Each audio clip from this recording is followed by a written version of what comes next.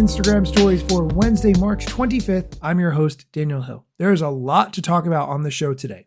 First, Meta has lost 2 lawsuits in the United States. We will get into both of those.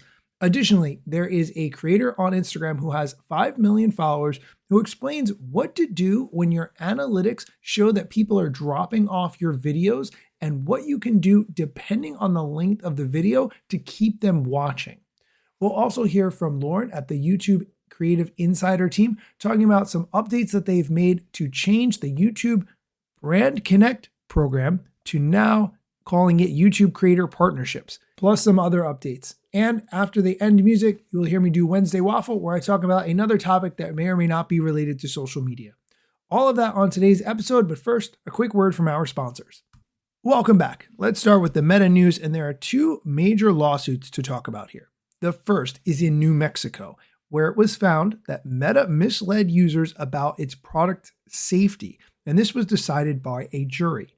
The company will face a $375 million penalty for the violations, awarding the maximum penalty of $5,000 per violation for 37,500 violations across 2 counts.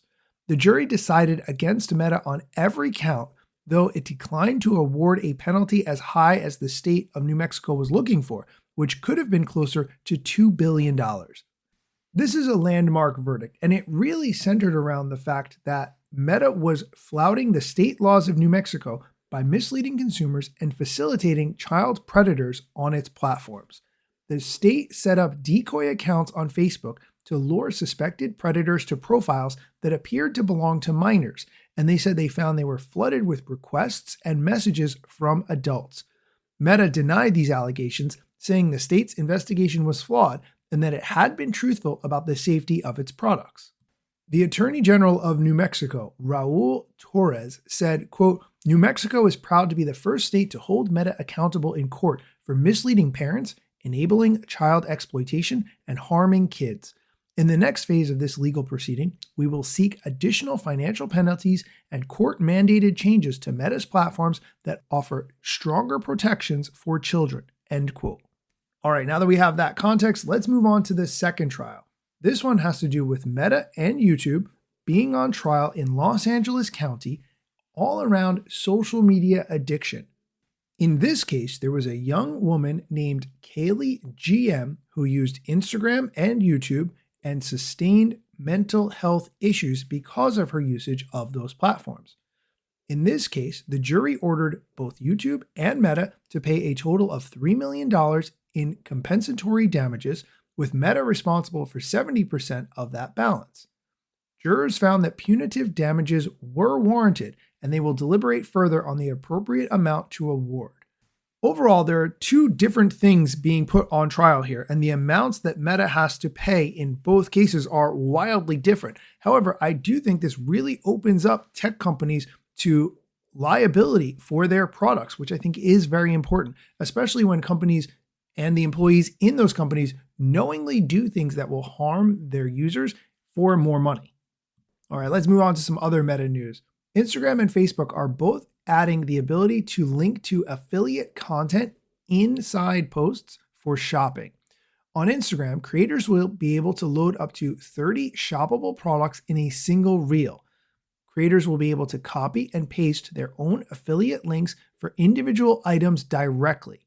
However, these linked items must be registered with Meta in Brand's Commerce Catalog. Overall, this will be really convenient for anyone who makes money through affiliate revenue. However, for users, it's probably going to be a more ad-layered experience. I personally am not a fan of this whole concept, but I do like when I see someone who's wearing a cool jacket or an interesting pair of sunglasses, and I can tap on them and see how much they cost or where to get them. If you want to learn more about this, I will link to an article from The Verge all about it in the show notes. All right, let's move on to the Instagram strategy portion of the episode.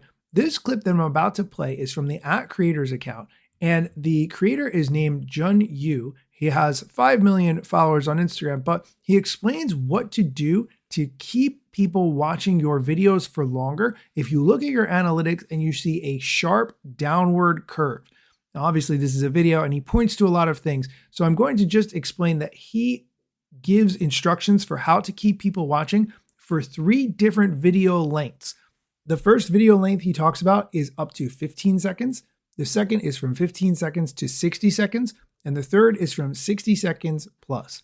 I know it's hard to follow because it's a video and you're just hearing the audio bit, but I will link to the video in the show notes so you can watch it.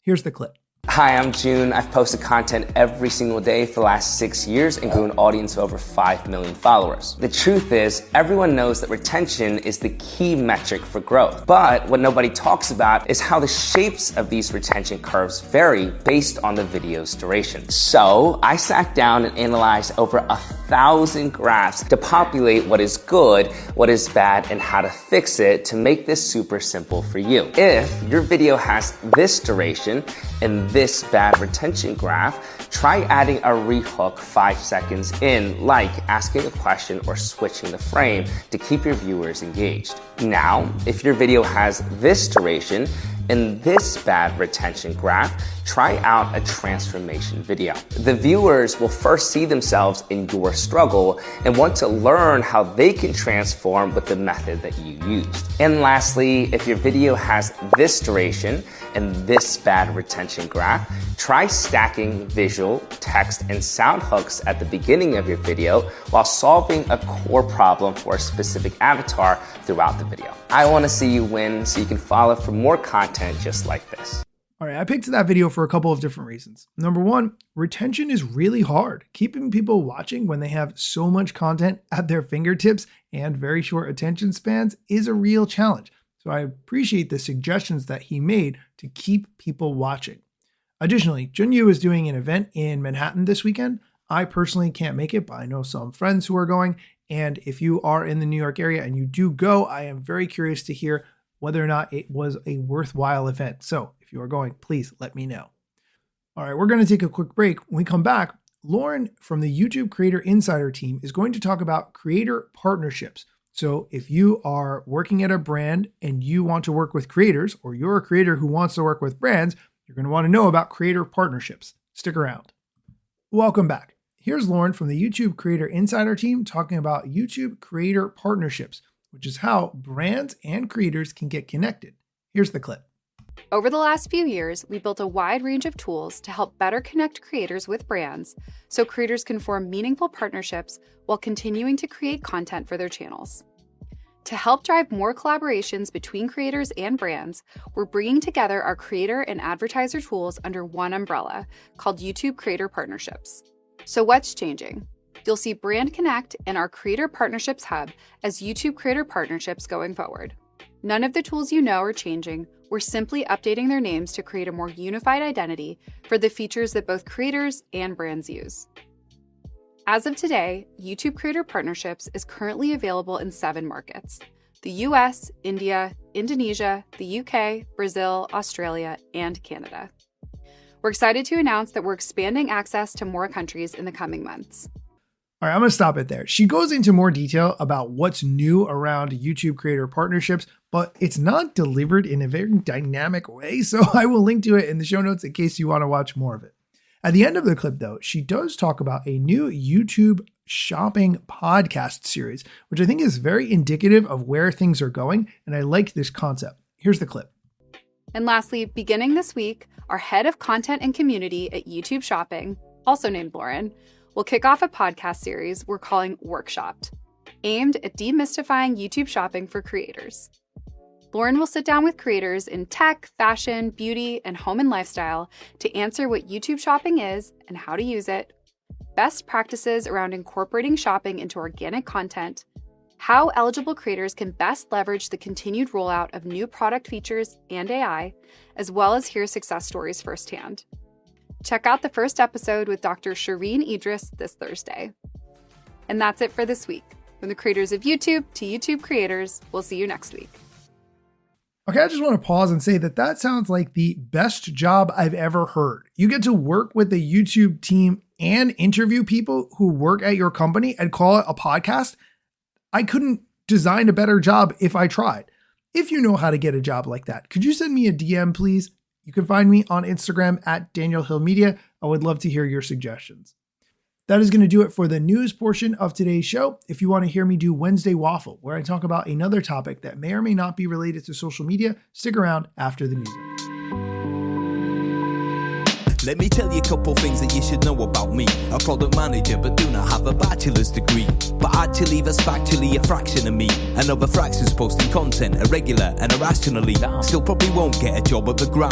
They forgot, they don't know, or don't care who I am. That's why you never see me at the parties and events. My lack of followers must make me irrelevant. Don't have a course, a book to sell to make a bag of grand. Not a social media marketer, don't represent any brands. Plain to see, don't have an agency, but I got a lot of spam. Just putting in my work, without the glitz and glam. Won't catch me eating fish, unless it's shrimp or clam. No six pack, no risk that, there's a gym card in my hand. Don't have a full-time job, but I got a lot of plans. Stay plotting, dropping knowledge on TikTok and Instagram. Today, I would like to talk about something that I think is going to be a trend, but isn't quite there yet. And that trend is going analog. That can mean a lot of different things to different people, but overall, I think it has to do with slowing down, spending less time staring at your phone, and doing other activities that don't involve devices. It's really hard to do, but I think this is going to be something that grows over time. You may personally be already going analog in whatever that means to you, whatever way makes sense for you. For instance, I have been trying to spend less time watching TV and more time listening to vinyl records. Is listening to vinyl a great experience? Not really. There's a lot of downsides to vinyl. For instance, if you want to hear another song on the album that's good, you might have to walk over to the record player, lift up the needle, flip the record over if necessary, and put the needle down on the next song you want to hear. But it keeps you from staring at your phone. And I think this is something that is going to grow over time, especially in the event space. If you are planning an event in 2026 or 2027, think about how you can incorporate an analog nature into that event. It doesn't necessarily mean collecting everyone's phones the entire time, but are there ways to make that event more analog that people will appreciate and that will foster more connection between the participants? This is something I've been thinking a lot about lately. I personally plan a silent disco once a year, and I'm thinking about how I can turn that silent disco into an analog event, having people more involved in the moment and less involved in their phones. So take some time, think about what going analog means for you and how you can incorporate it more into your life or events that you might be planning. All right, thank you for listening to me talk about something a little bit different, and come back next time for more social media news.